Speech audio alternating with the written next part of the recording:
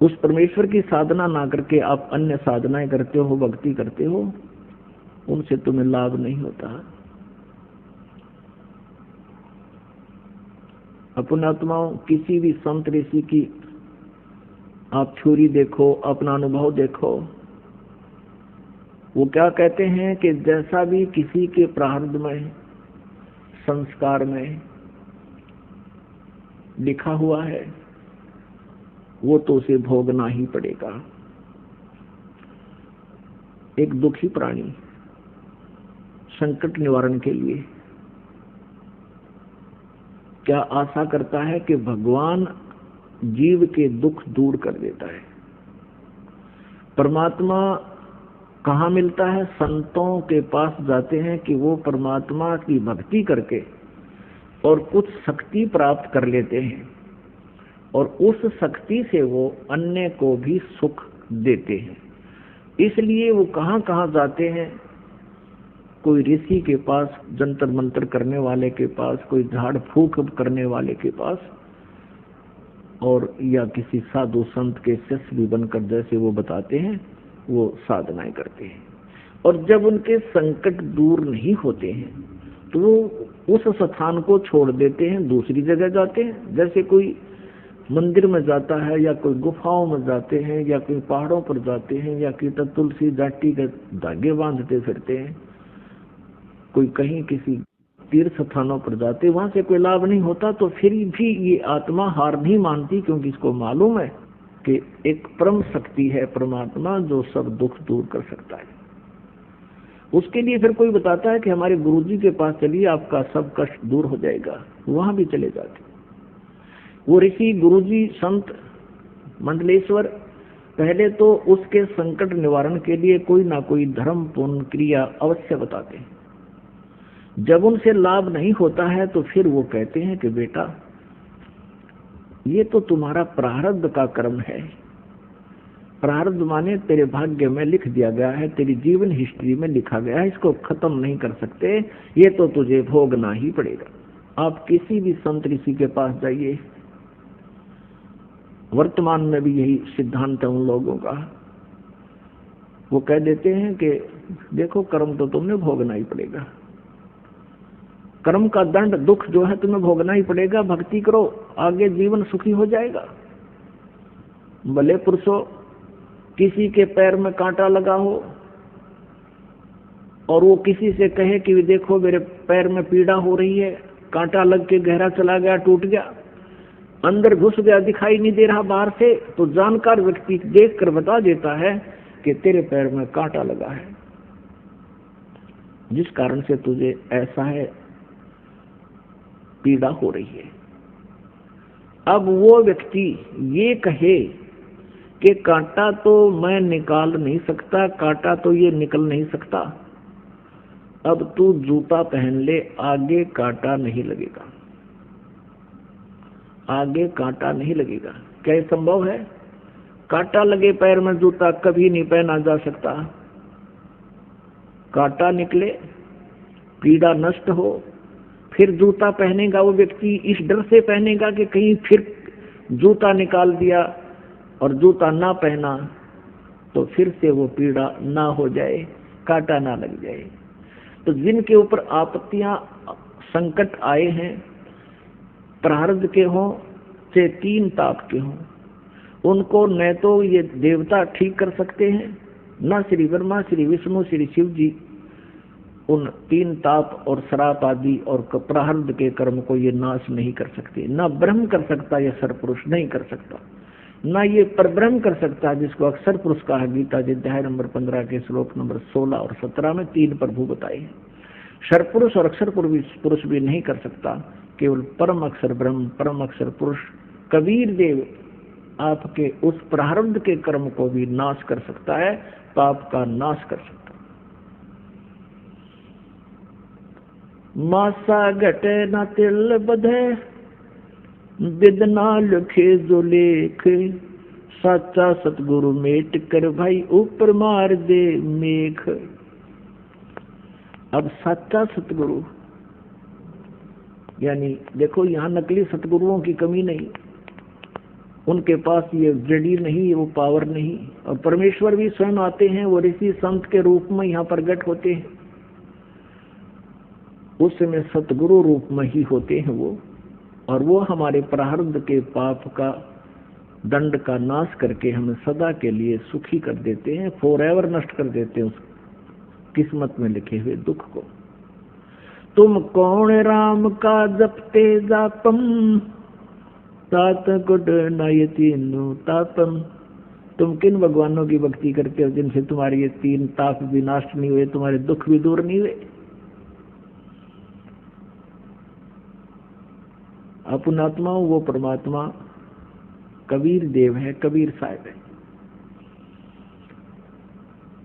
अब फिर क्या होता है कि जब तक हमें परमेश्वर का सही मार्ग नहीं मिलता, परम संत मिलते नहीं, तो ऋषियों के पास, गुरुओं के पास जाते हैं। सभी पहले तो अपनी धार्मिक क्रियाएं आपके ऊपर लाद देते हैं, आप भी दुख संकट निवारण के लिए उनको करना प्रारंभ करते हो।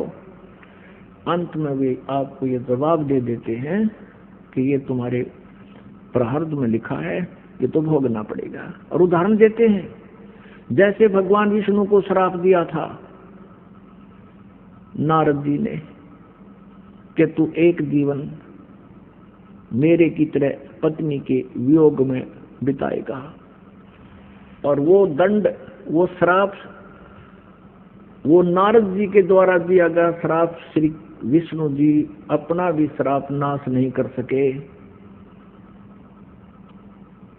उसको भी उन्होंने भोगना पड़ा। श्री रामचंद्र रूप में राजा दशरथ के घर जन्म हुआ, विवाह हुआ, विवाह होते ही वनवास हुआ, वनवास से 2 वर्ष के बाद ही सीता का अपहरण हुआ और लंका में निवास हुआ।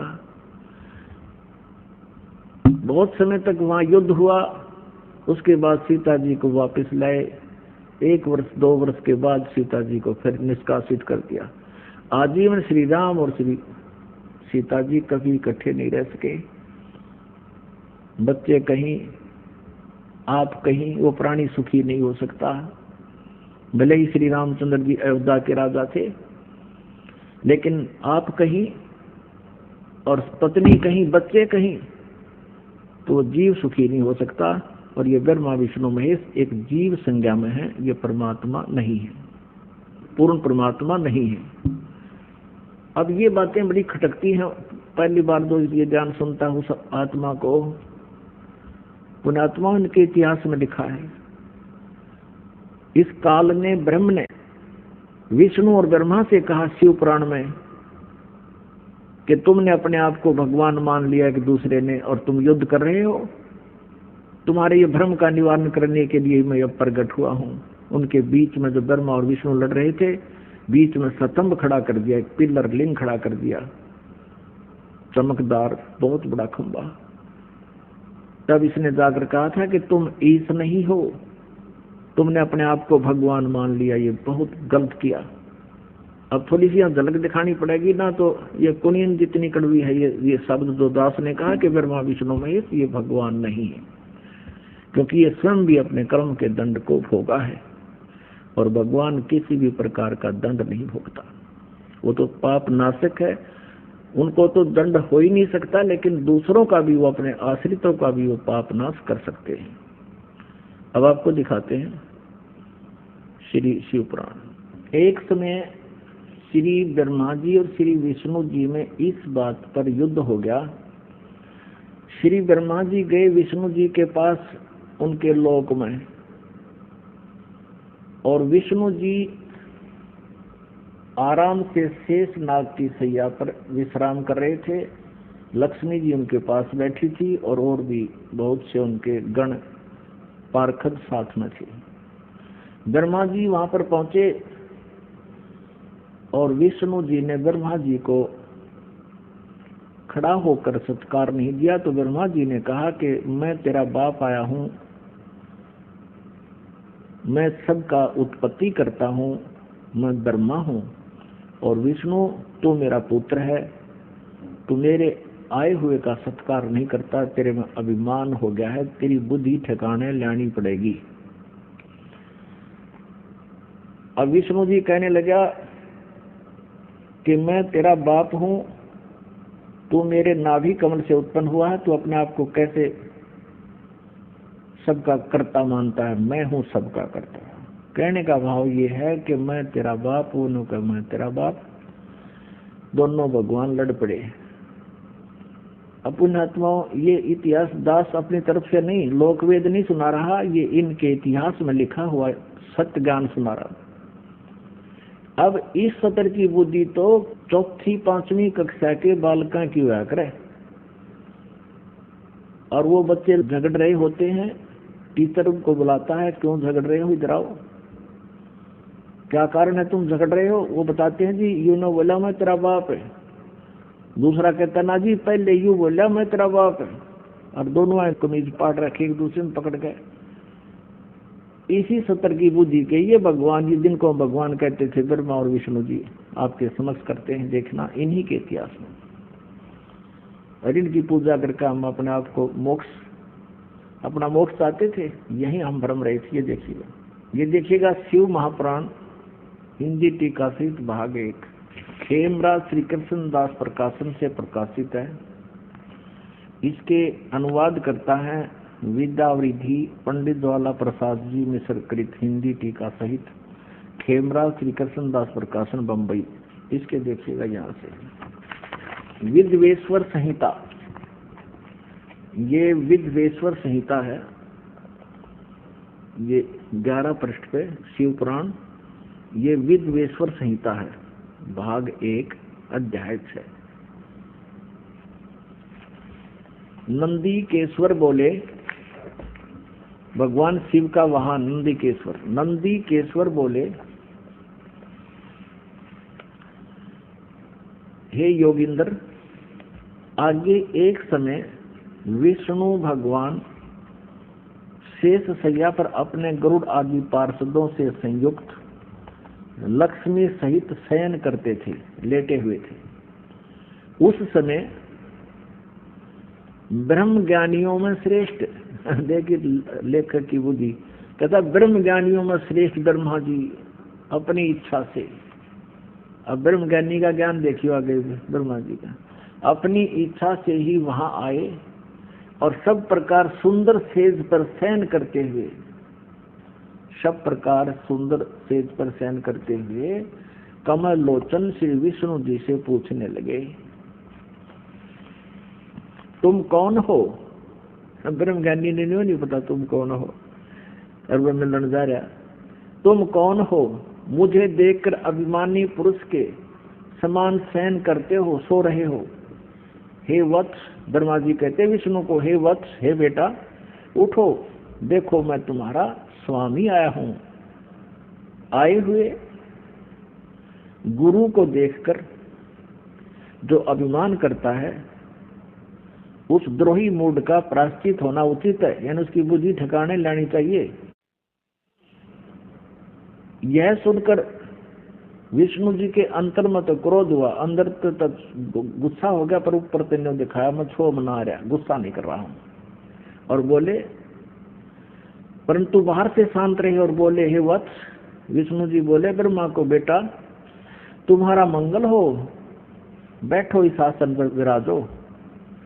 इस समय तुम्हारे नेत्र कुटिल, यानी आंख क्यों टेढ़ी होगी, आंखें क्यों तुमने लाल कर रखी हैं, और मुख वक्र, और मुंह क्यों टेढ़ा कर रहा है तू, क्यों हो रहा है? ब्रह्मा जी बोले, हे वत्स विष्णु, ब्रह्मा जी बोले, बेटा विष्णु, तुमको समय के प्रभाव से अभिमान है। हे पुत्र, मैं तुम्हारा रक्षक और जगत का पिता मैं हूं। विष्णु जी बोले, ये सब जगत मुझ में स्थित है, तुम चोर के समान किस प्रकार अपना कहते हो? तुम मेरी नाभि कमल से उत्पन्न हुए हो, इससे मेरे पुत्र हो। विष्णु जी कहे मेरी नाभि कमल से उत्पन्न हुआ, इसलिए तू मेरा पुत्र है, और मुझे पुत्र कहना व्यर्थ है। नंदीकेश्वर बोले, इस प्रकार ब्रह्मा विष्णु दोनों ही रजोगुण से मुग्ध होकर विवाद करने लगे। मैं श्रेष्ठ हूं, मैं स्वामी हूं, ऐसा कहकर एक दूसरे को मारने की इच्छा से युद्ध करने में उत्सुक हुए। अब श्रेष्ठ कारण पता लग गया जो मरणाचार हो गए। आगे देखो, तब संपूर्ण देवता वो तो लठ बजा रहे हैं आपस में, ब्रह्मा और विष्णु तो मारने कटने को तैयार हो गए, और कहते हैं संपूर्ण देवता विमान में बैठकर उस महा अद्भुत युद्ध को देखने को चले आए, और आकाश में उनके ऊपर फूल बरसाने लगे। वारे देवताओं, देखो पुण्यात्माओं, इनकी अकल देखो हमारे देवताओं की। अब यहाँ के देवता भी से हैं तो बाकी हमारे देशों का ठिकाना कहाँ होगा। अब देखो पुण्यात्माओं, यदि किसी दो व्यक्तियों का आपस में कहासुनी हो जाती है और सभ्य लोग वहां इकट्ठे हों तो वो क्या करते हैं, उनका बीच बचाव करवाते हैं, कहीं इनका आपस में झगड़ा होकर चोट ना लग जाए और इनकी मृत्यु ना हो जाए। तो इनको तो देवता कह सकते हैं जो उनका बीच बचाव करे, और वो दोनों लड़े और देवता ऊपर से फूल बरसाव, शाबाश मरो कटके। अरे वाह देवताओं, ये देवता है, तो इनको देवता कह सकते हैं, नालायक आदमी। और ये भगवान है जो इस बात पर लड़ने लग रहे, मैं तेरा बाप, उन्होंने मैं तेरा बाप। आगे दिखाते हैं, देखिएगा। अब आपको थोड़ा सा मौखिक बताती फिर आसानी से समझ में आओगी। अब यहाँ तक तो ये हो गया, दोनों ये लड़ने लगे ब्रह्मा और विष्णु जी, सिर्फ इस बात के ऊपर कि मैं तेरा बाप, वो क्या मैं तेरा बाप। अब क्या होता है कि इनके बीच में इनके पिता ब्रह्म ने, जो काल रूपी ब्रह्म कहलाता है, जिसको सदाशिव भी कहते हैं, वो कभी अपने वास्तविक रूप में किसी के सामने प्रत्यक्ष नहीं होता, वो अन्य रूप बना लेता है। कभी विष्णु का रूप बना कर आ जाता है, कभी शिव का रूप अपने पुत्र का, और कभी ब्रह्मा का रूप बना करके किसी को दिखाई देता है। तो ऐसे इसने सबसे पहले भ्रम पैदा करने के लिए इन दोनों के बीच में एक स्तंभ खड़ा कर दिया, लिंग, बहुत लंबा पिलर तेजों में। तो ये दोनों लड़ाई बंद करके उस पिलर के ऊपर और नीचे के एंड को देखने के लिए चले गए। ब्रह्मा ने झूठ बोल दिया कि मैंने एंड देख लिया, इसका अंतिम सिरा देख लिया, और विष्णु जी ने सच्ची बता दी। तो उस समय ये काल प्रकट हो गया शिव रूप धारण करके, शिव रूप धारण करके, जैसे सिर पर जटा, गले में जो रुद्राक्ष की माला आ रही है, सर पर लेकर त्रिशूल, वहां प्रकट हो गया अपने पुत्र शिव के रूप में। तब इसने दोनों से कहा कि तुमने अपने आप को भगवान मान लिया, ये अच्छी बात नहीं, तुम भगवान नहीं हो, तुम ईश नहीं हो। देखिएगा, अब ये समझाते हैं आपको। अब ये प्रश्न नंबर 17 आपको दिखाते हैं, विद्वेश्वर संहिता का शिव पुराण पृष्ठ 17 और विद्वेश्वर संहिता अध्याय 9। अब यहाँ नंदी केश्वर बोले कि इस प्रकार भगवान ने उन नम्र हुए ब्रह्मा और विष्णु पर अनुग्रह करके उनके युद्ध में जो परस्पर उनकी सेना मारी गई थी, उस सब को अपनी शक्ति से जीवित कर उठाया। उन दोनों की अज्ञानता और वैर को दूर करने के अर्थ, उन दोनों की अज्ञानता, विष्णु और ब्रह्मा की अज्ञानता और वैर को दूर करने के अर्थ दोनों से कहा। ये सुनिए, ये सुनने की बात है 17वें प्रश्न पे। अब ये काल इनका पिता कहता है, मेरे सकल और निष्कल भेद से दो स्वरूप हैं, परंतु और ईश्वर नहीं, और कोई ईश्वर नहीं है। ये काल कहता मैं ही सब कुछ हूँ, इस कारण उनके दो रूप नहीं हो सकते। पहला सतम रूप यानी पिलर, पहला सतम रूप और पीछे मूर्तिमान रूप धारण किया। इसमें ब्रह्म रूप निष्कल है, निष्फल नहीं, निष्कल है, और ईश्वर ईश रूप सगुण है। मेरे ये दोनों रूप सिद्ध हैं, दूसरे किसी के नहीं हो सकते। इस कारण तुम दोनों को अथवा दूसरों को ईश्वर तव की प्राप्ति नहीं हो सकती। तुमने जो अज्ञान से अपने को ईश माना, यह बड़ा ही अद्भुत हुआ है। तुम दोनों ने अपने आप को भगवान मान लिया। तुमने जो अज्ञान से, मूर्खता से अपने आप को भगवान मान लिया, ब्रह्मा और विष्णु को कह रहा है ये काल भगवान, ये शिव पुराण में लिखा है, यह बड़ा ही अद्भुत हुआ। और उसके दूर करने को ही, यानी तुम्हारी बुद्धि को ठिकाने लाने के लिए ही मैं रण स्थान में आया। अब तुम अपना अभिमान त्याग कर मुझ ईश्वर में अपनी बुद्धि लगाओ। मेरे प्रसाद से लोक में सब अर्थ प्रकाश करते हैं। या देखना, मैं ही परब्रह्म हूँ, ये काल मूर्ख बनाओ इनको, मैं ही परब्रह्म हूँ, मेरा ही कल अकल रूप है, ब्रह्म होने से मैं ईश्वर हूँ, ब्रह्म होने से मैं ईश्वर हूँ, अनुग्रह आदि ही मेरा कर्तव्य है, सर्वव्यापी होने से और जगत वर्धक होने से मैं ब्रह्म हूँ। हे ब्रह्म केशव, समतव और व्यापक होने से मैं आत्मा हूँ, मैं इस सब का ईश्वर हूँ, यह मेरा है, मेरे सिवाय किसी दूसरे का नहीं है। प्रथम तो ब्रह्म तो ज्ञान के निमित्त निष्कल रूप का प्रारंभ हुआ। अब आपको दिखाते हैं, ये 18वें पृष्ठ पे, 18वां पृष्ठ हो गया, ये 17वां हमने पढ़ लिया। अब इन विद्वेश्वर संहिता 62 टीका 9वां अध्याय खत्म हो गया। अब ये 10वां यहाँ से प्रारंभ होगा। तो 10वें अध्याय में ये क्या कहता है, हे पुत्रो, ये काल कहता है, हे पुत्रो, ये कृत आपने, यानी कृत माने ये जॉब, नौकरी, सठीठी और उत्पत्ति की, तप से प्राप्त किया है, यानी तुमने तप करके प्राप्त किया है, जो कि सृष्टि की उत्पत्ति और पालन कहाता है, ये कृत है तुम्हारे, सो मैंने प्रसन्न होकर तुम्हें दिया है। इसी प्रकार दूसरे दो कृत रुद्र और महेश को, अब ये ध्यान से देखना, यहाँ ये पुराण का ज्ञान बोल रहा है, तो यहाँ पर ये ब्रह्मा विष्णु महेश और इन रुद्रों से, जो 11 रुद्र हैं, उनसे भी भिन्न है। वो काल है और वही 21 ब्रह्मांड का स्वामी है। महेश को प्रदान किए हैं, परंतु अनुग्रहकृत कोई भी पाने को समर्थ नहीं है। अब ये जो ब्रह्मा जी, विष्णु जी और शिव जी और महेश को कह रहा है कि इनको भी मैंने ही एक एक विभाग दिया है और इन सभी ने तप करके प्राप्त किया है। वो चौथा यानी 5वां कौन है, वो काल है। और वो यहाँ भी कह रहा है कि मेरा एक ओम अक्षर है, नथिंग एल्स। ये देखिएगा, विद्वेश्वर संहिता अध्याय 10 ही चल रहा है, पृष्ठ 19 पे।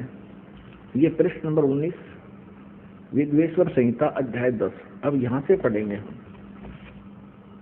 ये 19 पृष्ठ पर देखिएगा, रूप वेशकृत आसन वाहन और आयुध में हमारी क्षमता है।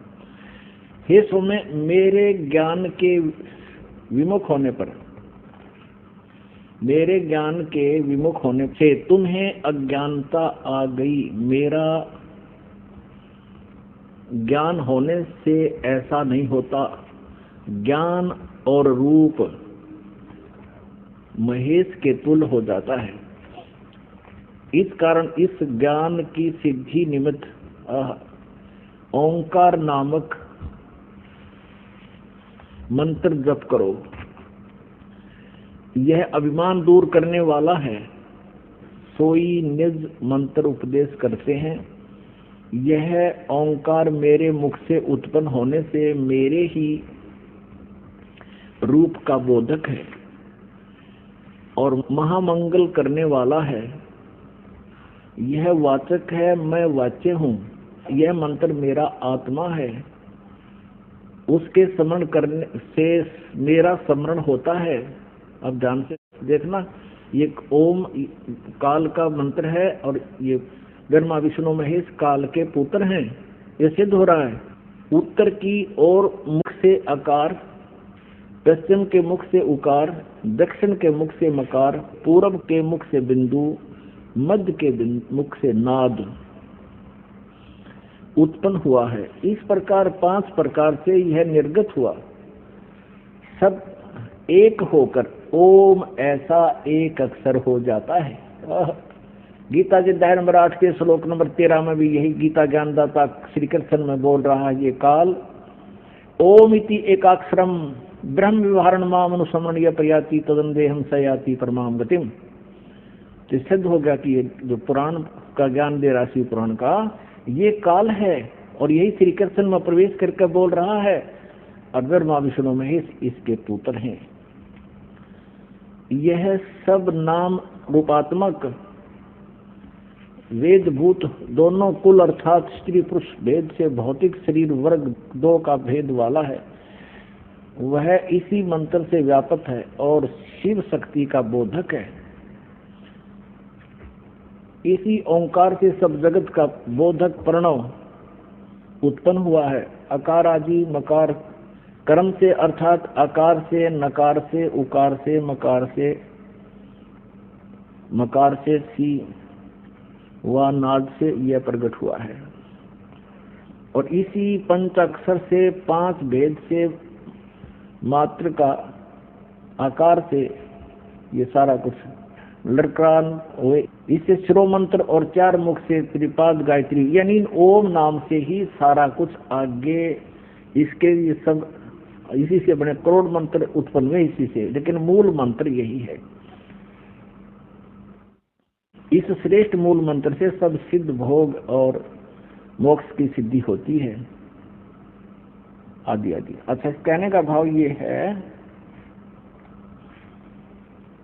इस मूल संस्कृत जैसे गीता प्रेस गोरखपुर से प्रकाशित इस विद्वेश्वर संहिता का अनुवाद करते समय गीता प्रेस गोरखपुर से प्रकाशित शिव पुराण के अंदर इन्होंने अपनी सोच ठोक दी, वहां लिख दिया ओम नमः शिवाय ये मंत्र जाप करो। लेकिन मूल संस्कृत में मूल पाठ में कहीं पर भी ऐसा नहीं है कि ओम नमः शिवाय जाप करो, ये लोक वेद का मंत्र है और इसने सिर्फ एक ओम का जाप करने को कहा है कि इस मूल मंत्र के जाप से ही सब लाभ होगा, आगे करोड़ों मंत्र जो तुमने बना लिए वो व्यर्थ हैं। इसलिए तो गीता जी अध्याय नंबर 8 के श्लोक नंबर 13 में कहा कि ओम इति एकाक्षरम ब्रह्म व्यवहारण माम अनुसमन यह प्रयाति तदंदेहम सयाति परमाम गतिम। ये देखिएगा शिव पुराण, ये गीता प्रेस गोरखपुर से प्रकाशित है, संपादक हनुमान प्रसाद पोदार और ये प्रकाशक मुद्रक है गीता प्रेस गोरखपुर। ये है विद्वेश्वर संहिता श्री शिव पुराण, वही गीता प्रेस गोरखपुर से प्रकाशित है। पृष्ठ नंबर 24 का ये ब्रह्मा और विष्णु के बीच में इस काल भगवान ने एक स्तंभ खड़ा कर दिया, ये पिलर यानी लिंग खड़ा कर दिया और इसका भेद ये नहीं पा सके, फिर वो खुद प्रकट होकर इनको समझाने लगा। ये पृष्ठ नंबर 25 पे 24 में आपने वो स्तंभ देखा नीचे।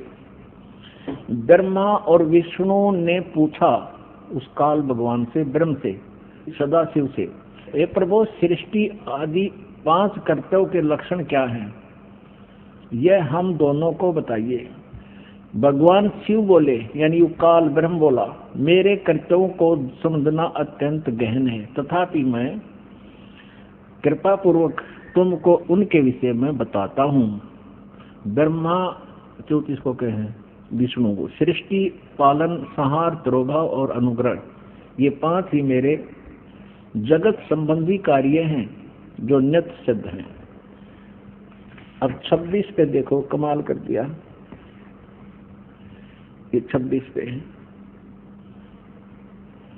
यहां देखिएगा। पुत्रो, वही वर्णन है जो आपको अभी खेमरा श्री कृष्णदास प्रकाशन से पढ़कर सुनाया था, ये तो वही है नू कानू।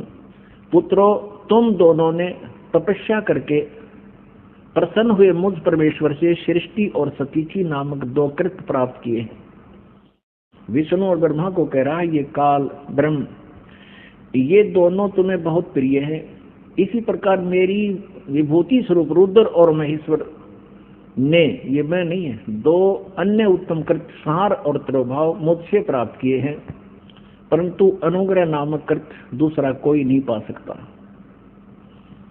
अब यहां देखेंगे,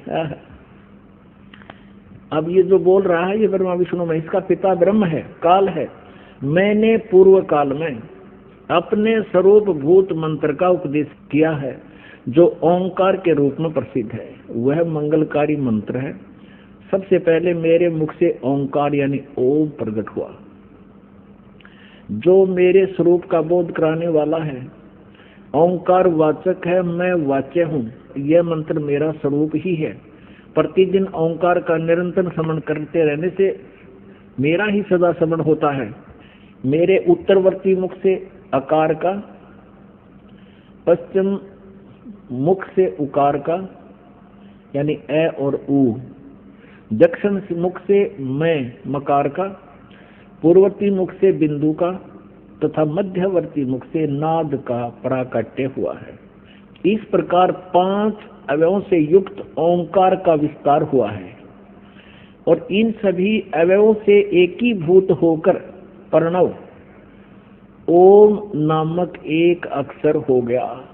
गीता जी धर्मराज के श्लोक नंबर 13 में गीता ज्ञानदाता भी यही काल है, ब्रह्मा विष्णु महेश का पिता है।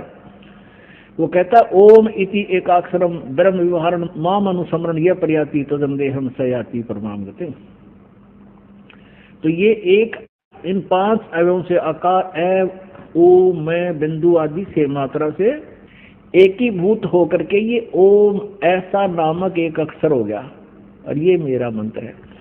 अब इन्होंने यहाँ गलती की है। देखो इसने स्पष्ट कर दिया। देखो अकार से उत्तरवर्ती मुख से अकार माने ए और पश्चिम मुख से ऊ, ए ऊ मैं, इससे मिलकर और बिंदु और मात्रा से मिलकर ये 5 इन सभी अवयवों से, इस प्रकार 5 अवयवों से युक्त ओंकार का विस्तार हुआ और इन 5 मंत्रों से एकीभूत होकर के ये एक ओम अक्षर हो गया। और ये अपने अज्ञानता से अनुवाद करता क्या कहता है कि मकार आदि कर्म से प्रकाश में आया है, वह अकार आदि कर्म से, ये अनुवाद गलत करा है, वह अकार आदि कर्म से और मकार आदि कर्म से प्रकाश में आया है। ओम नमः शिवाय ये पंचाक्षर मंत्र है। ये ओम नमः शिवाय ये अनुवाद करता की अपनी अज्ञानता है। मूल पाठ में ये कहीं ओम नमः शिवाय मंत्र नहीं है, केवल ये कहता है कि इन 5 अक्षरों से इन सभी अवयवों से एकीभूत होकर इस प्रकार ये 5 अवयवों से युक्त ओंकार का विस्तार हुआ। ये अकार मकार तो ये कही रहा है, यहाँ से इन 5 से मिलकर ये एक अक्षर होगा, नथिंग एल्स। ये ओम नमः शिवाय ये कोई मंत्र नहीं है, ये गलत। इसका जाप करके हम शास्त्र विरुद्ध साधना करके अपनी सारा जीवन व्यर्थ कर जाते हैं इन भ्रमित लोगों के द्वारा। हमने हिंदी पढ़ते रहे, हिंदी में ये मंत्र मिल गया, इसका रगड़ा लगा दिया। ये शास्त्र विधि त्याग कर मनमान आचरण होने से यूजलेस है, ये मंत्र नहीं करना चाहिए। अपने आत्माओं आपको पता चलेगा, आप शिक्षित हो, अपने सामने आप समक्ष देख रहे हो कि आप जी जो साधना करते थे वो गीता के अध्याय नंबर 16 के श्लोक नंबर 23 में कहा कि शास्त्र विधि त्याग कर जो मनमाना आचरण करते हैं उनकी न तो गति होती है, न कार्य सिद्धि होती है, न उनका कोई सुख प्राप्त होता है, यूजलेस। तो ये ओम नमः शिवाय, ओम भगवते वासुदेव नमः, अणम नमः, यू एवं नमः, ये बकवास है सारी, केवल एक ओम मंत्र है, ये ब्रह्म का है। और बाकी जो कमलों को खोलने के वो मंत्र अलग से हैं, उनकी क्रियाएं अलग हैं, जो हमारे कमलों से हमें बरी करेंगे, हम वो मंत्र भी इन्हीं में से हैं। अब ये मूल संस्कृत आपने देखा, खेमरा श्री कृष्ण दास प्रकाशन बंबई से आपको मूल संस्कृत भी दिखाएंगे, उसमें कहीं भी ऐसा नहीं लिखा है कि उसमें ओम नमः शिवाय का जाप का संकेत हो। ये देखिए, ये वही पुस्तक है श्री शिव पुराण जो आपको पहले दिखा रहे थे, इसमें सारा संस्कृत भी साथ में है। विद्वेश्वर संहिता भाग 1 अध्याय 10 का हम पढ़ रहे हैं 19 पृष्ठ पे। इस कारण से ज्ञान की सिद्धि के निमित्त ओंकार नामक मंत्र जाप करो। इस ओंकार नाम के मंत्र का आगे फिर विशेषण बताया है कि यह वाचक है और सोई निज मंत्र उपदेश करते हैं। यह ओंकार मेरे मुख से उत्पन्न होने से मेरे ही रूप का बोधक है और महामंगल करने वाला है। यह वाचक है, मैं वाच्य हूँ। यह मंत्र मेरा आत्मा है, इसके समन से मेरा समन होता है। यहाँ स्पष्ट लिखा है, उत्तर की ओर मुख से आकार ए, पश्चिम की मुख से उकार यानी ऊ, और दक्षिण के मुख से मकार यानी मैं, पूर्व के मुख से बिंदु और मध्य के मुख से नाद उत्पन्न हुआ है। इस प्रकार यह 5 प्रकार से वह निर्गुत हुआ, वह सब एक होकर ओम ऐसा एक अक्षर हो जाता है। इसमें कहीं और नहीं है ओम नमः शिवाय। ये मूल संस्कार देख लो, ये 19वां है। एकीभूत होकर के ओम इति एक अक्षरम अभवत, कितने भी इसमें ओम नमः शिवाय आप नहीं पाओगे। आप देवनागरी लिपि को खूब पढ़ सकते हो, इसमें कहीं भी ओम नमः शिवाय नहीं है, कहीं पर भी नहीं है। यहाँ अकार आदि कर्म से और मकार आदि कर्म से ये केवल यही एक ओम मंत्र होता है। ओम ये एक अक्षर होगा 5 अक्षरों से मिलकर। अपने आत्माओं, इस मनुष्य जीवन की कोई कीमत नहीं है। परमात्मा ने बताया है, कबीर परमेश्वर जी कहते हैं, कहता हूँ कई जात हूँ, कहूँ बजा के ढोले, श्वास जो खाली जाते है भाई 3 लोक का मोल। कहता हूँ कई जात हूँ, कहूँ बजा के ढोले, श्वास जो खाली जाते है ये 3 लोक का मोले। एक मंत्र आप करते हो सतनाम का, जो आप जी को प्रदान किया जाता है। अब से पहले ये मंत्र किसी के पास नहीं था, सतनाम मंत्र। और ये पंथ चल रहे हैं, राधा स्वामी, धन धन सतगुरु, जय गुरुदेव, आगरा ये मथुरा वाला, और उसी से ये राधा स्वामी ठाकुर जी महाराज थे। ये सारे एक ही कुएं का जल है, सब भ्रमित पंथ हैं, काल प्रेरित हैं। काल के जाल में फंसाने का ये पक्का षड्यंत्र है इनका। इनको सतनाम का भी पता नहीं, सतनाम के वस्तु है।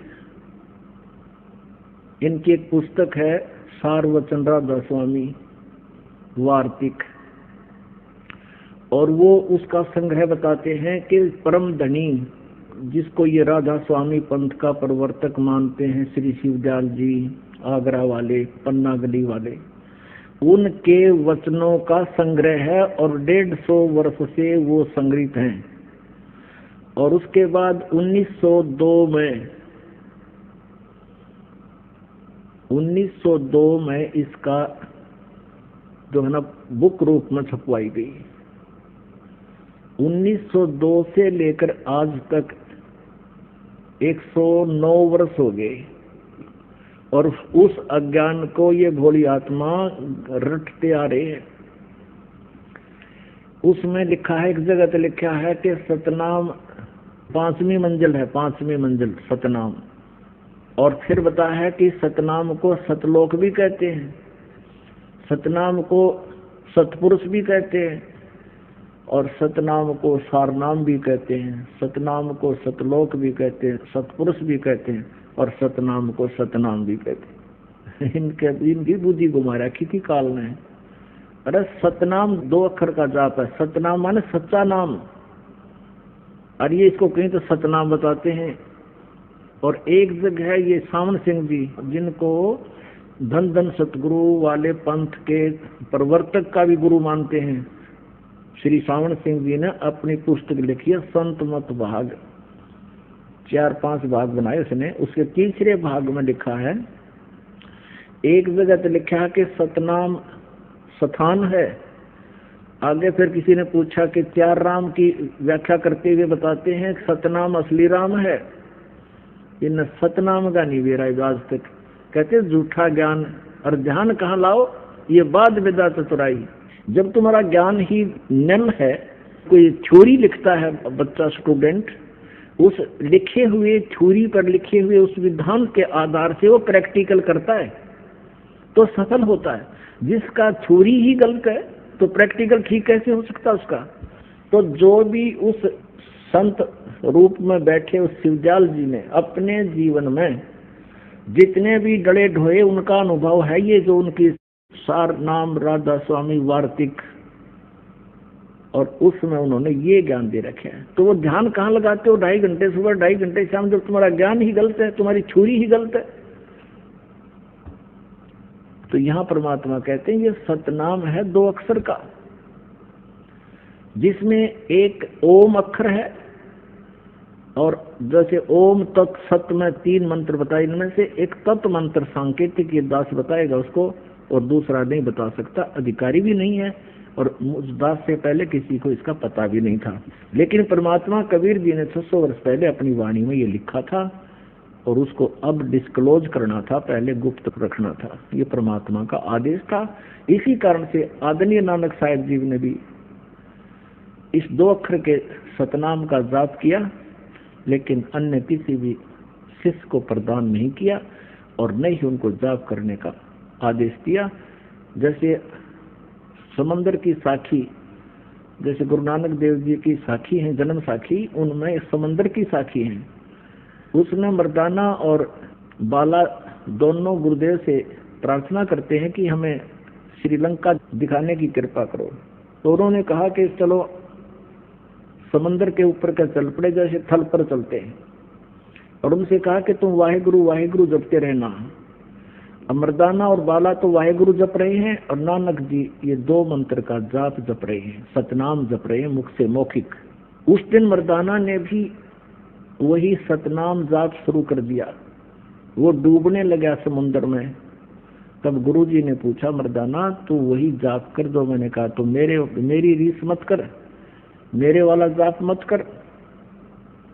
तब उसने वही जाप किया, वो 2 अक्षर का जाप बंद कर दिया। अपनात्मा इससे भी ये बात प्रमाणित होती है कि सुनियोजित तरीके से परमात्मा यहाँ तक लाए हैं इस रहस्य को। परमेश्वर कबीर जी ने कहा था धर्मदास जी को, धर्मदास तो 1,00,000 दुहाई, ये सार नाम कहीं बार ना जाई, ये असली मंत्र कहीं बार ना जाई। और इस मूल ज्ञान को भी, यथार्थ ज्ञान को भी अभी तक छुपा के रखना है। अब कलयुग के इस समय में इसको डिस्क्लोज करना था। इससे सिद्ध है कि ये मंत्र अभी किसी के पास नहीं था। गुरु नानक देव जी को अवश्य पता था, लेकिन इन्होंने आगे परमात्मा के आदेश से किसी को, सिख समाज को नहीं दिया। क्योंकि अब तक अगर ये मंत्र पहले से डिस्क्लोज होता तो ये नकली काल के दूसरा दसवामी वाले इसका मंत्र बताते पाते, 2 अक्षर का ये मंत्र जाप करो, फिर ये दास क्या बताता आपको। और वो नाम ये देवी देते तो अधिकारी नहीं थे, इसलिए वो काल के जाल में फिर भी रख देते आपको। तो इस प्रकार परमात्मा ने आप पे मेहर करी है, और इस परमेश्वर के इस सतनाम के जाप से आपके पाप कटेंगे, आपके श्राप कटेंगे, आपके ऊपर 3 ताप का जो दुख, भूत प्रेत पितर जो भी आपके ऊपर आपदाएं आई हैं, ये सब नष्ट हो जाएंगे। क्या बताते हैं? जब ही सतनाम हृदय धरो, भयो पाप को नाशे, जैसे चिंगारी अग्नि की भाई पड़े पुराने गाशे। कबीर परमात्मा कहते हैं अपने उस सच्चिदानंद घन ब्रह्म की वाणी में, कबीर वाणी में, उस तत्व ज्ञान में कहते हैं जब ही सतनाम हृदय धरो। हृदय धरण का अर्थ यहाँ पर है कि जब आपको ये नाम मिल गया और आपने सच्चे दिल से इसका जाप शुरू किया, नियमित रहे, और मन में किसी प्रकार की कोई विक्षेप आपका उत्पन्न ना हो गुरु, परमात्मा और मंत्र के प्रति, फिर ये आपके हृदय धरा गया। उसके बाद जब तुम सुमन करोगे सच्चे दिल से और बिल्कुल निशंका होकर के, निसंसित होकर के, फिर देखना इसका कितना कमाल होता है। तो जब ही सतनाम हृदय धरो, भयो पाप को नाश, और मानो चिंगारी अग्नि की पड़े पुराने घास। 1000 क्विंटल और चाहे 1000 टन सूखा घास अडंगा पड़ा हो कहीं पर, और उसको ढोण लग गया आदमी, कदे भी ना उठे ना किधर दरिया जा, एक माचिस की सींच जलाकर चिंगारी ला दे, उसमें सारे नक्सवा करके राख बना दी और चलेगी तेज हवा, इधर उधर बखेर कर उसको कभी क्लियर कर देंगे।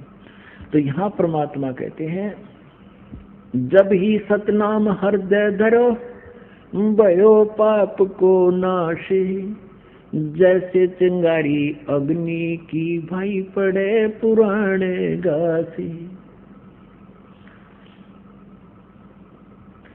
जैसे सूरज के आगे बदरा ऐसे कर्म थयारे, प्रेम की पवन करे चतुमंजन फिर झलके तेज नयारे। जैसे सूरज के आगे बादल ऐसे कर्म छयारे, जैसे सूर्य के सामने काले काले घोर बादल छा जाते हैं, उसका प्रकाश धीमा पड़ जाता है, ऐसे आप आत्मा और परमात्मा के बीच में हमारे पाप कर्मों के बादल छाए हैं। क्या बताया है कि जैसे सूरज के आगे बदरा ऐसे कर्म छयारे, प्रेम की पवन कर चतुमंजन फिर झलक तेज नयारे। अपन आत्मा आपने उपदेश भी ले लिया, आप जाप शुरू करो सच्चे दिल से मर्यादा में रहकर। कुछ दिनों के बाद क्या होगा कि इस मंत्र से आपके असंख्य जन्मों के पाप जो संचित भी हैं, संचित भी वर्तमान में जो कर रहे हैं, ये भी समाप्त हो जाएंगे। क्योंकि प्रतिदिन हम जाप करते हैं, जैसे साबुन लगाते हैं कपड़ा साफ हो जाता है, डेली मैला भी होता है, साफ हो जाता है। और पहले के कपड़े मैले रखे हुए भी साफ कर लेंगे, साबुन मिल गया, तेल मिल गया, सारी व्यवस्था मिल गई हमारी। तो पहले के संचित और प्रारब्ध और क्रियमान, इन तीनों कर्मों का इस सतनाम के जाप से नाश होगा। कैसे होगा कि जब आपके पाप कुछ कम हो जाएंगे, इस लगे रहोगे। जैसे कि आपने देखा हो, ये मोटर मैकेनिक हुआ करें, उनके कपड़े इतने मैले हो जाते हैं, उनके कलर का नहीं पता ये कौन से कलर का है, और फिर उसको कोई साफ करने लगे तो 2, 4, 10 बार साबुन लाने से तो उसका थोड़ा थोड़ा सा मैल और वो कपड़ा दिखने लगेगा, ये कपड़ा भी है कि मैं औरत अड़ंगा है। और फिर उसको बार बार फिर धोएंगे, साफ करेंगे, तो धीरे धीरे साबुन से ना होगा तो पेट्रोल से ड्राई क्लीन करेंगे तो वो कपड़ा साफ होगा। तो ऐसे ही पुण्यात्माओं, हमने कहते हैं योगन योगन की वासना हुई इकट्ठी आने, निर्मल कैसे होवेगा तेरे सतगुरु लगे ना काने। युगन युगन की वासना, युगों युगों के इतने पाप कर्म हो गए इकट्ठे आण, और निर्मल कैसे होगा कोई सतगुरु तत्वदर्शी संत परम संत तुझे मिला नहीं, वो सतगुरु लगे नहीं कान, यानी उनके वचन सुनने को नहीं मिले। और जब आपके हृदय में, फिर कुछ दिनों के बाद क्या होगा, आपके हृदय में एक ऐसी पवित्र प्रेम उत्पन्न होगा भगवान के प्रति। पहली बार तो आप सत्संग सुनते हो, 2-4 बार तो ये ज्ञान सुनने को भी अच्छा नहीं लगता। धीरे धीरे आपको इतना आनंद आएगा फिर, क्योंकि जैसे मलेरिया के बुखार में, जवर में इंसान को, व्यक्ति को खाना भी कड़वा लगे, सेब संतरे भी कड़वे लगते हैं, टेबलेट खाने से, यानी कड़वी टेबलेट ही खानी पड़ती है। कहाँ तो वो रोटी भी खाना नहीं चाहता, वो भी कड़वी लग रही है, उस कड़वी को मीठा बनाने के लिए कड़वी टेबलेट ही खानी पड़ती है, कुनीन खानी पड़ती है, न चाहते हुए खानी पड़ती है। तो ऐसे इस ज्ञान को, और फिर मंत्र के मिल जाने पर सुमन उसके ऊपर विशेष कसक से जाप करने को आपने न चाहते हुए कुनीन की तरह खाना ही पड़ेगा, करना ही पड़ेगा।